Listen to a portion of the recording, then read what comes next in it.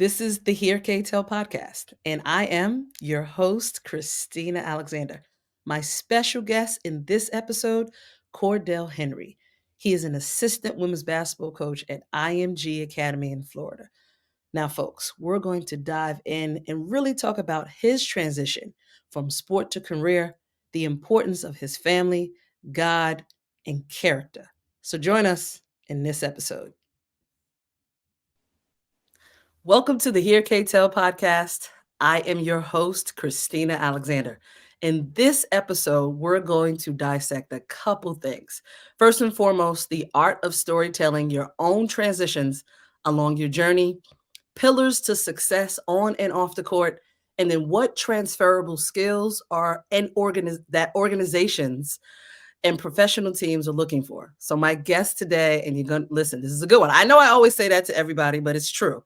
This guest today is someone that I admire, someone that I know has a compelling story to share with you. He is a Marquette University alum. He's a 9-year professional basketball player, a family man, and he's the current women's basketball assistant coach at IMG Academy. So please welcome Cordell Henry. What's up, Cordell? What's going on? Thanks for having me. It's an honor and a privilege to be here. Thank you for your time. Absolutely. I'm humbled to have you here on this platform. And I have to tell everybody, when I do bios, I just do a little bit of a snippet. I know you are a man of many things. You are a faithful man. And so I don't want to shortchange anything that you've accomplished, but we're going to get right into it. Sounds good. Okay.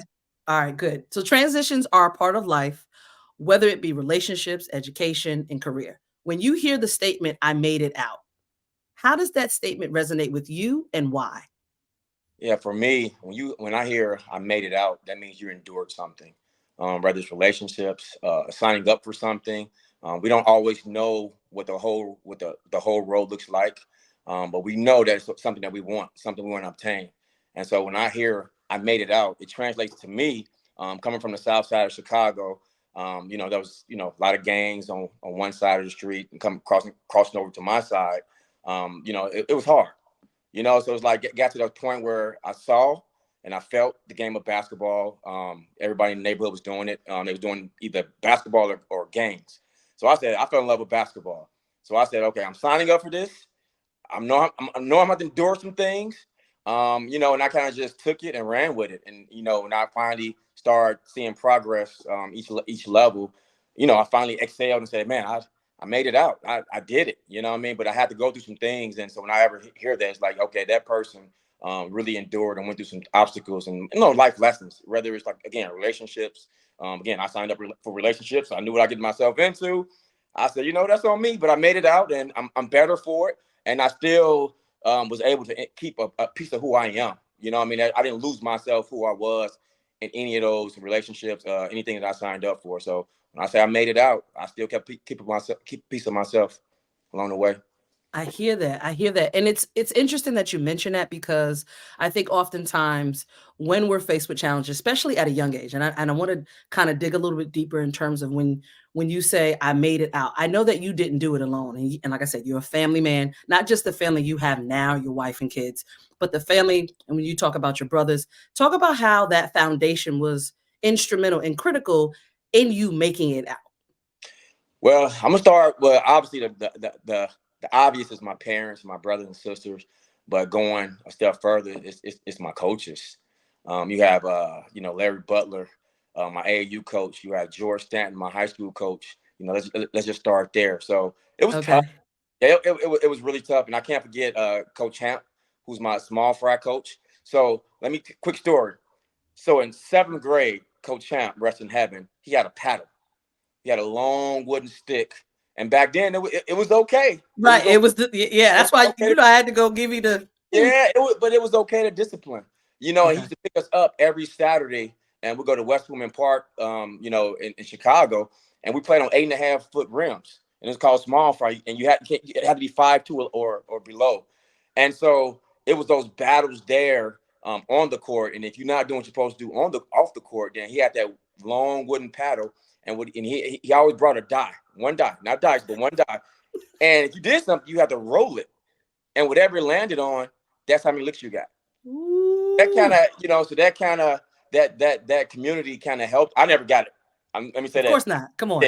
I never gotten it. And so I got to high school, and my coach Stan had the same exact thing. You know what I mean? So it kind of like, it definitely was a community, a village that kind of helped me along each way. Larry Butler, my AU coach.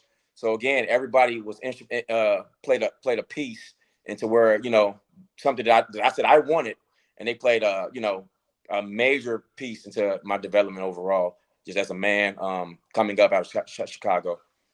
I love that. I love that because I think oftentimes when we tell stories, we often tell the story that we've experienced, but yet there are so many people who have poured into it. And I don't want that to go missed because we don't get where we are without people, wherever they may be, if they're still in our lives, if they've moved on to greener pastures. So that's definitely important. Now, I mentioned in your bio that you are a Marquette alum.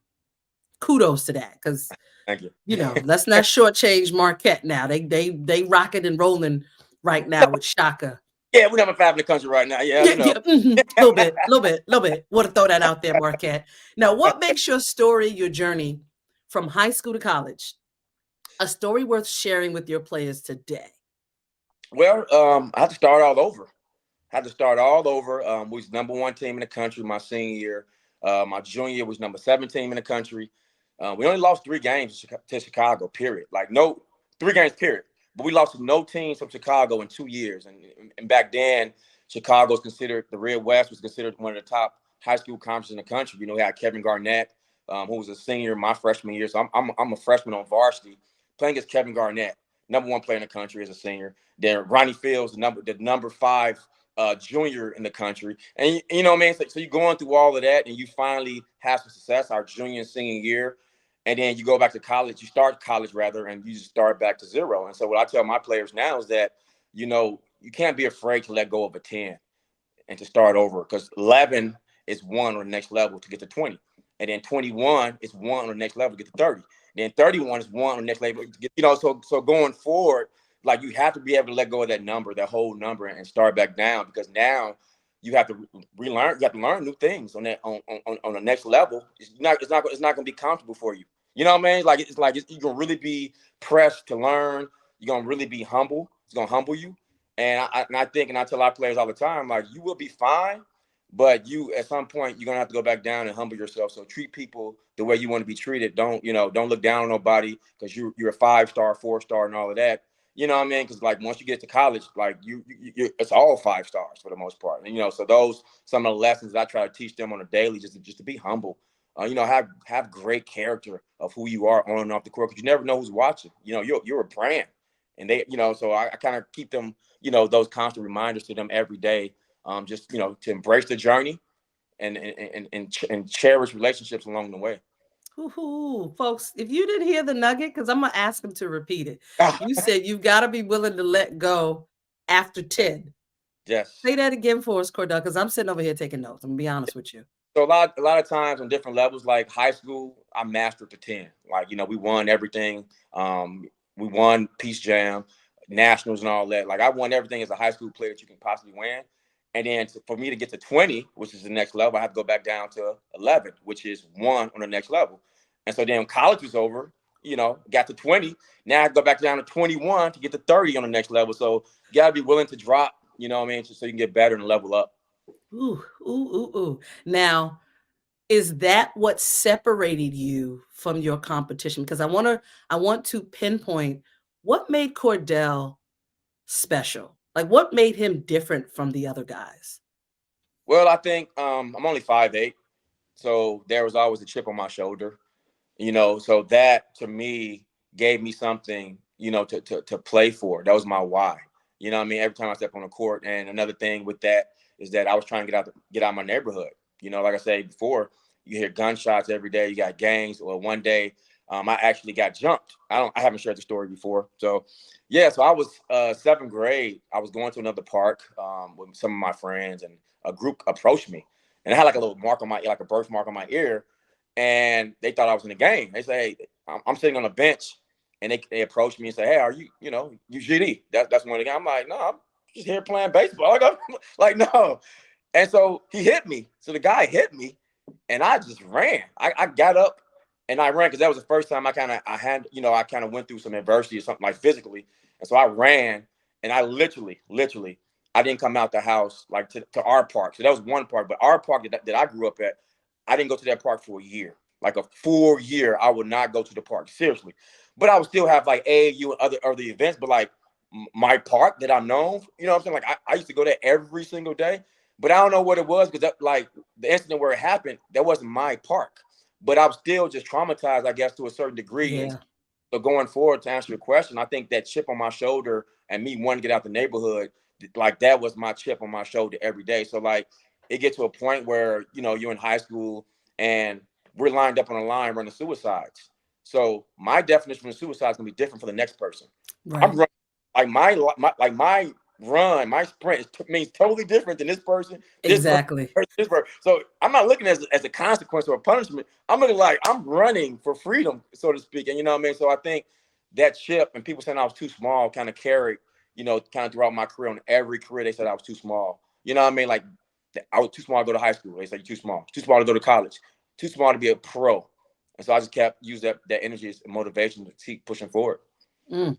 No, you have not shared that story. Thank you Ah, for that. Because it we all have something that may or may not have been traumatizing, but oftentimes the traumatization is something that we hold and turn it into a positive, but we know that it's fueling the actions in our present and then in our future. mhm. So I definitely appreciate that. Now, you mentioned you was always too short for high school, too short for college, too short when you went to play professionally. Now you went on to play professionally for 9 years in 4 different countries. You were successful, not just on the team.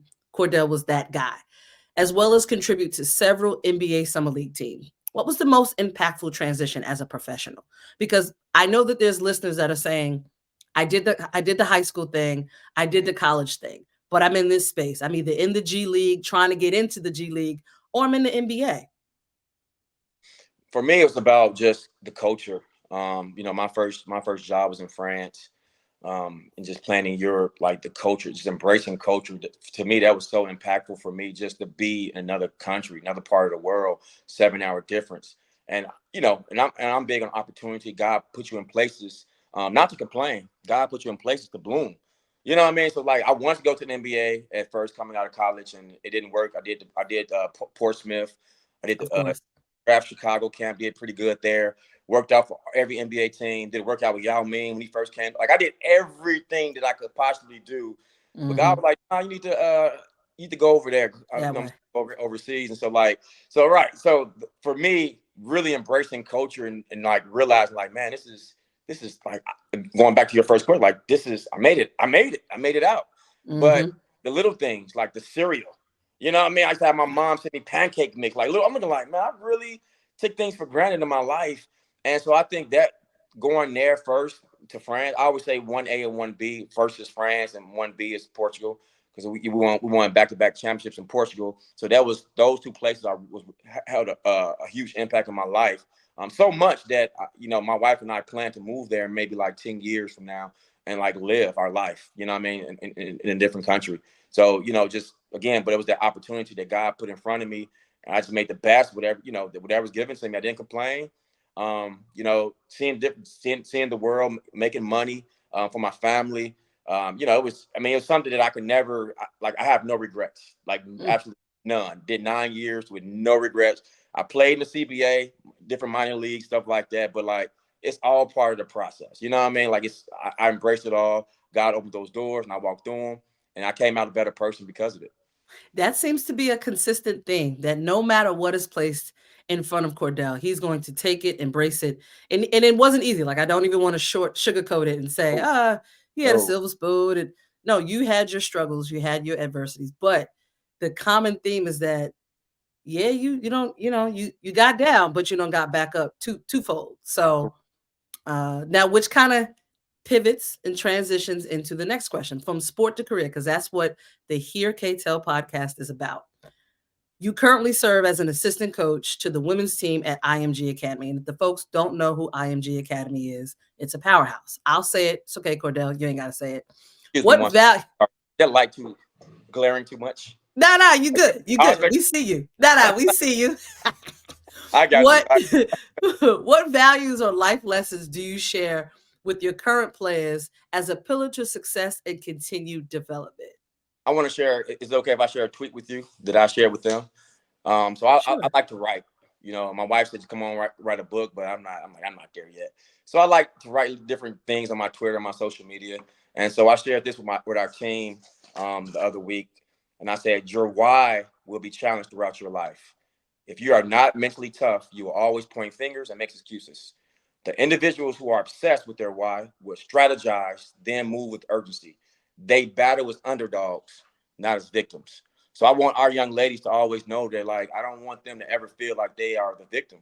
I want them to feel like they're the underdog and they're fighting for something. They're battling to hear their voice. I don't ever want them to feel silent and walking in the room wherever, a room full of guys, a room full of women, whatever. I don't want them to feel silent and like and point the fingers like, oh, I didn't get a chance. No, I want you to be the underdog, walk in there boldly, open your mouth, look them in the eye, take your hood off, all that stuff. You know what I mean? Great, Right. and and manifest the room like you was born to do. And so Yes. I constantly tell them how strong they are and how strong they're going to be in life and how successful they're going to be. But I tell them and remind them that it's not gonna be easy. Like you're gonna go through some things. Like, and I try to be transparent with them as possible. Just say that I did my part, and they gonna pick and choose the things they want to take, but the rest is gonna, but I can rest my head and say, hey, I said these things, I showed them these things. Now, they can go into the next level, they can take the things they want, but I did my job. So I constantly keep that on their mind that it's gonna be tough, and you're not gonna know. Sometimes this generation they want to know A through Z, and I'm like, no, you're not gonna know every bullet point. You know what I mean? Like if God showed you everything, like God showed me everything in my life, I'd be like, Half nah, half the yeah, things we would have said, no, I'm yeah, good. Thanks God. right, I'm cool. So I can just share with them as many life lessons that I've been through, just kind of open their eyes, about life and how I got through some of those things, and pick their brain and ask them like, hey, what would you have done right here? You know what I mean? So that's kind of Hmm. how I present it to them. I don't make it all about myself. I just ask them like, hey, what would you have done in the situation, and kind of put it on them. You know what I mean? So Okay, Coach Cordell. Okay, Coach. Now, as a leader, we often discuss transferable skills, and I want to keep that thought that you just conveyed to us in that last question. What transferable skills for athletes and career changes? Because I won't say that you're raising, but you are planting seeds in young women who the next step is the professional world, is the hashtag quote unquote adulting. So, what correct. transferable skills do you believe companies and organizations are looking for? Well, they definitely got to be able to communicate. They got to effectively be able to communicate their thoughts, their visions. Visions enough for the next person they're talking to will believe their vision more than they believe in themselves. So definitely communication is key. Being flexible. You got to be flexible and understanding, like, you have to be able to work with different people. You got to be selfless. You got to be a critical thinker. You got to be able to problem solve. So it's a whole bunch that goes into that next level of their lives. But definitely, it's stuff that we try to touch on every single day. So as they get there, they have those different characteristics that they need to go forward. But they definitely, and I, as well as all the coaches that I've been a part and been working with and worked for, is character. You have to have great character, because character goes before you and it goes after you. So we're really, really, really, really big on that, on how you go through school. How you are you sitting in the front of the class? Are you sitting in the back? Do you have your hood on? Like stuff like Mhm. that. You know what I mean? So we try to let them know, like, someone's always watching you, even though you don't think no one's watching you. Someone's watching you, and you are a resume. You know what I mean? So, and understanding culture, that's another thing. I want them to be able to understand cultures. I think organizations want people who know what culture is, that can cherish it. Because if you don't understand culture, then you can't cherish it. You don't, like, that means you're gonna be bigger than the culture. So I want them to understand that everywhere you go, there's gonna be a standard, and Yes. I want them to get to, like, rules. Like, no, you got to abide by rules. You can still be who you are, but you have to understand culture, and you have to understand, uh, what the organization is about, so you can enhance where they're trying to get to.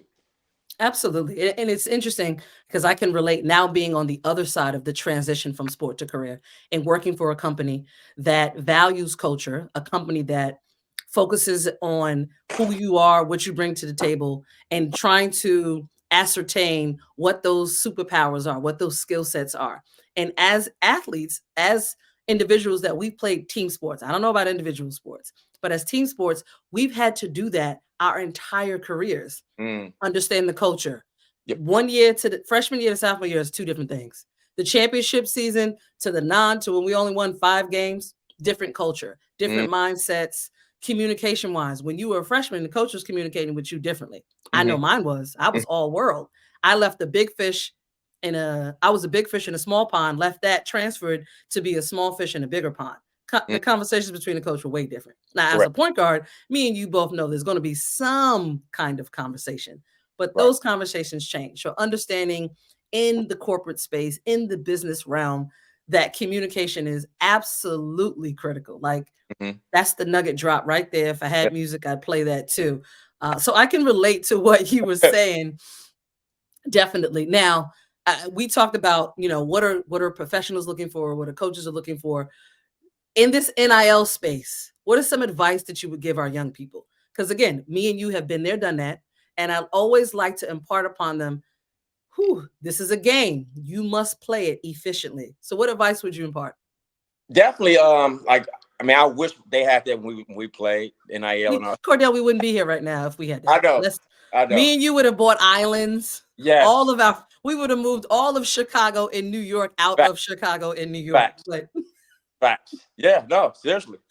But yeah, I had those conversations with our players all the time. Like, you are a brand. Like, don't do anything to tarnish your brand. Clean up your social media. Like, all of that. Like, tighten up your circle. Like, all of that stuff, because you got somebody affiliated in your circle that's like, that's not a part of seeing your vision, and they can possibly tarnish your vision, tarnish your brand. So it's definitely, knowing who's for you. I'm big on relationships. Um, absolutely.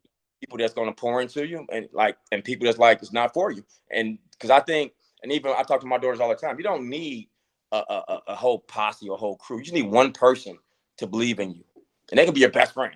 And that's what I told, and that's the message I tell my 5-year-old daughter. She's like, "Oh, this is my best friend." I'm like, you're in kindergarten. How do you know it's your best friend? Like, what I mean? But so I have to have those talks with her. Like, hey, you just need one person to believe in you, somebody that you can cry on, somebody's gonna be transparent with you. But Right. but these young ladies and young men, like they have a great opportunity ahead of them. And again, I'm big on character. Like, Yeah. who you are you're gonna be who you are times 10, whatever you get. So if you are a selfish person, if you get the NIL money, it's gonna be times 10. I hope not, Exactly. but if you're But giving, right, right. you're a giving person, and you like to have other people and help other people, then you're going times 10 that. So it's kind of like, which one are you going to be? You know what I mean? And so, like, those are conversations I have with all of our young ladies and men. Just, hey, man, y'all a business. Like, don't mess up the money. Do Right. not. Don't mess up the bag. Don't Yeah, do that. like, You yeah. don't have to. Not Nah, anymore. It's nah. in place. Things are in check. It's bigger than y'all. Like, Oh yeah, way bigger. Like I wish it was like that. I, I always say, I don't even need someone to call me. Just tell me who I need to reach out to. Right. I will make the connection. Give me some NIL. Christina Yeah. Alexander, former point guard, New Oh, York. I can go down the list. Like, where we at? I know. I know. Yep. What are some, Cordell? What are some of the other challenges that you or distractions that you feel athletes should be mindful of? Not necessarily avoid, but be mindful because things are coming at them fast. Social media is so microwave. What are Yeah. some of the distractions that you've seen? Definitely social media. It's Okay, I mean, it's so hard these days coaching. Not I ain't saying our team. I'm just saying right. In general, in general. I mean, social media, like, everybody is being validated by social media. And you know what I mean? It's like they got a cameraman. You go to AAU, I go recruit, and I see cameraman. Like, people are hiring cameramen, which is fine. I'm like, again, I'm not an old head just hating or nothing like that. But, like, that's not, and it's like, I think it's things are given too fast to this generation, like, way too fast, and there's not a lot of transparency that's given that's being is being given. And then some of these young players, student athletes, they get there, and the tough conversations we never had because you have social media and your head is blown up. you got all these clips. You know, I mean, you're getting beat by 20. You got all these clips in your highlights, and everybody commenting on your page. Oh, you're her, you're him, the GOAT, and all that. You're tough, TUFF. Like, I'm like, what? Right. Wait, And like, what? and then the coaches are afraid to kind of coach you because you can transfer. We in a space where you can transfer and go to another AAU team, another high school team. So they like, you just do what you got to do, and I'm gonna sit back. Okay, you don't have to play deep. You don't have to jump to the ball. You don't have to dabble on the floor for a loose ball. We're gonna just let you go, and then you're ranked top 10 in the country. You're thinking everything is fine until you get to college. And there's gaps. Then gaps And, are exposed yeah, times 10. I love exactly. that. I love that. Times 10. Yeah, and but it's gonna catch you at some point because you might go to college and get an NIL deals like some of the guys do one and done, and they'll be fine.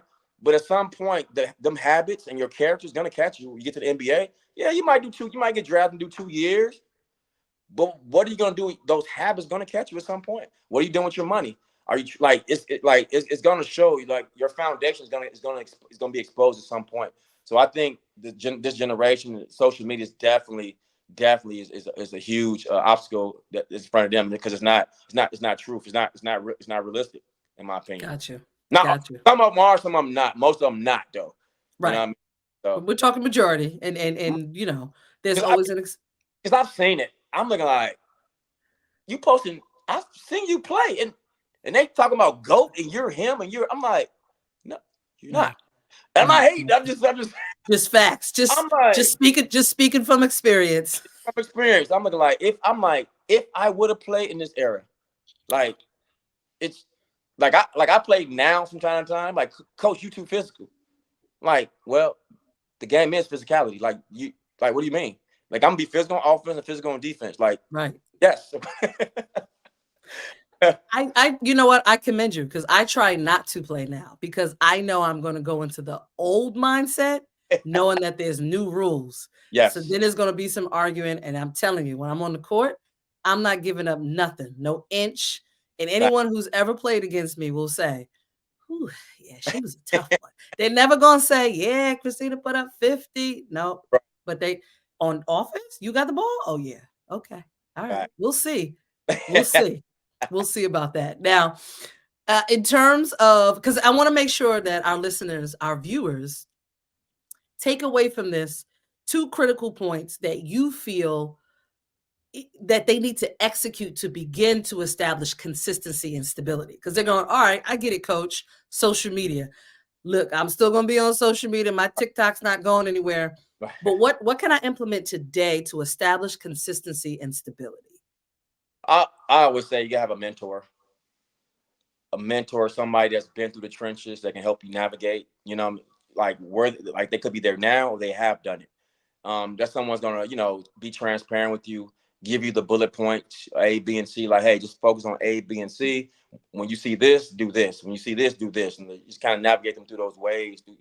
But definitely gotta have a mentor. I had one when I stopped playing basketball, and I made that transition from playing into a coach. I had mentors that I talked to. I'm like, man, what should I do? I don't know what to do. I'm at a point in my life I don't know what to do.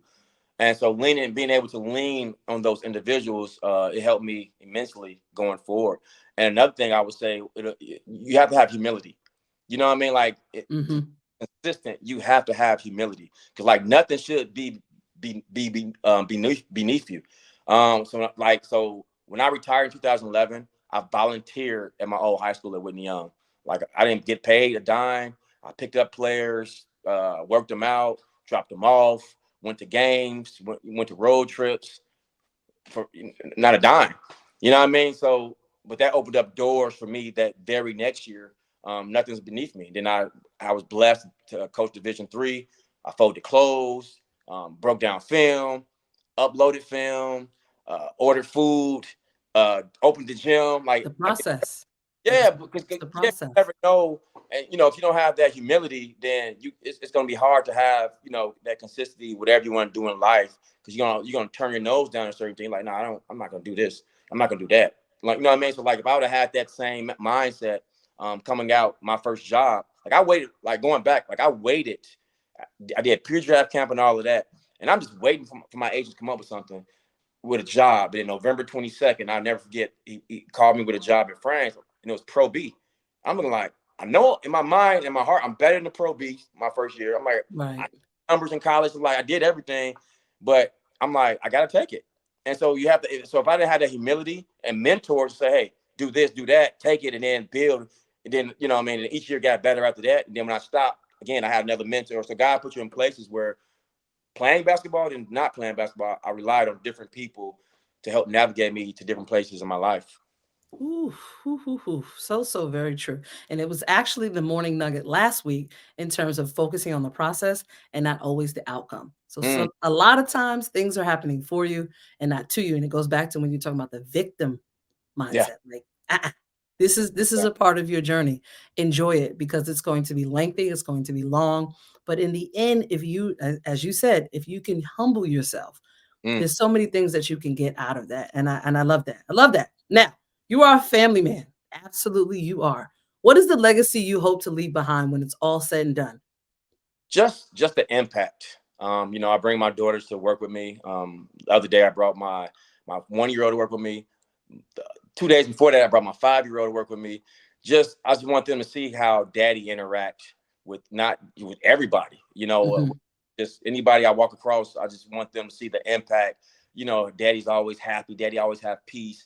Then my 21-year-old, she came here last week to celebrate my birthday with me, and so she saw a letter from one of my former players on the counter, and I kind of like read it to her, and it's like, you know, it really. I mean, I didn't know it was coming, but it was like, you know, just one individual, just one guy. When I coached Chicago, North Park years ago when I retired, he just kind of reached out to me, poured his heart out to me in a letter. I mean, it was something I've never seen. It was handwritten, like in cursive. You know, people don't Yeah. Oh, hear. no, we don't write in cursive. Like what?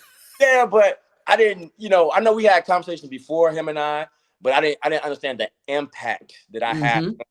You know what I mean? So in that letter, he kind of displayed like, hey, what you did for me in college, it was huge. Like I never had a mentor like you spiritually, on and off the court. Like you helped me so much. Like so, that's what I want my daughters to see, like the impact that I left the world, in all shapes, forms, and fashion. You know what I mean? So, and obviously the obvious, the real estate and different things like that, the things that set them up, financial freedom, but more so anything, I want them to see that daddy was always rich in the heart, a cheerful giver, didn't have any enemies that I know of anyway, and just Right. Right.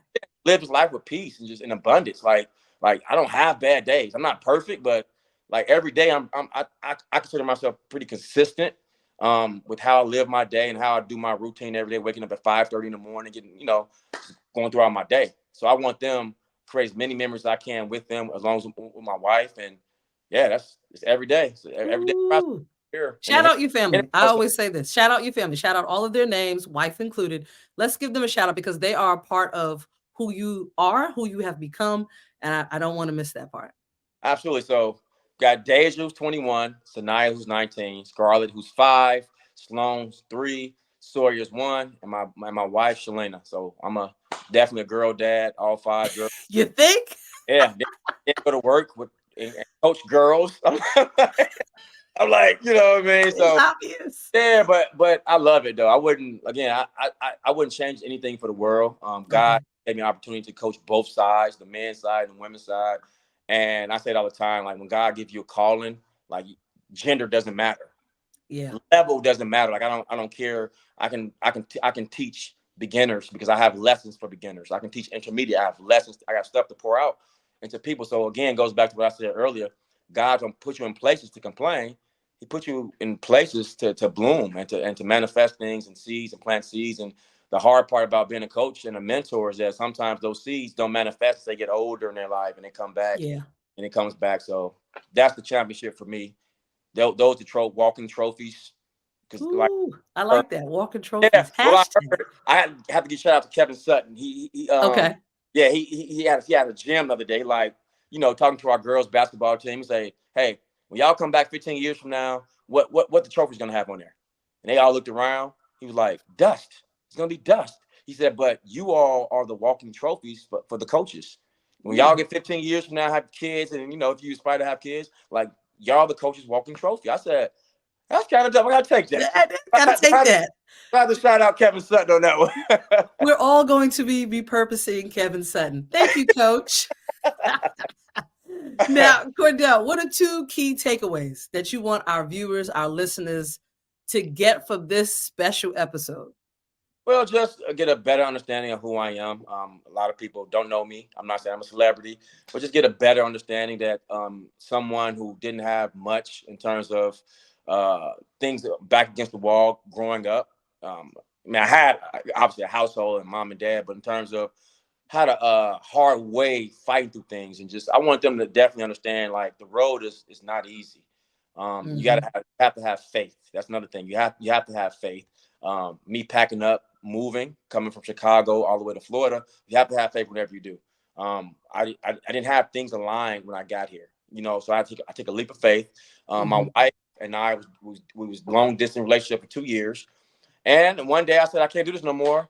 I want to come to Florida, and so I literally packed up all my stuff, put it And in went my to Florida. camera, and I drove 17 hours. And she was so happy to be there at the time, so we both got in the car. She was already living here, but she was here before I was. She's from Chicago too, and so I definitely want them to know a little bit about me. And then the second part is just you gotta have faith and can't be afraid to take a leap of faith and step out and give it to God. You can't control everything, but you gotta give most everything to God. Ooh, ooh. Folks, that was the nugget.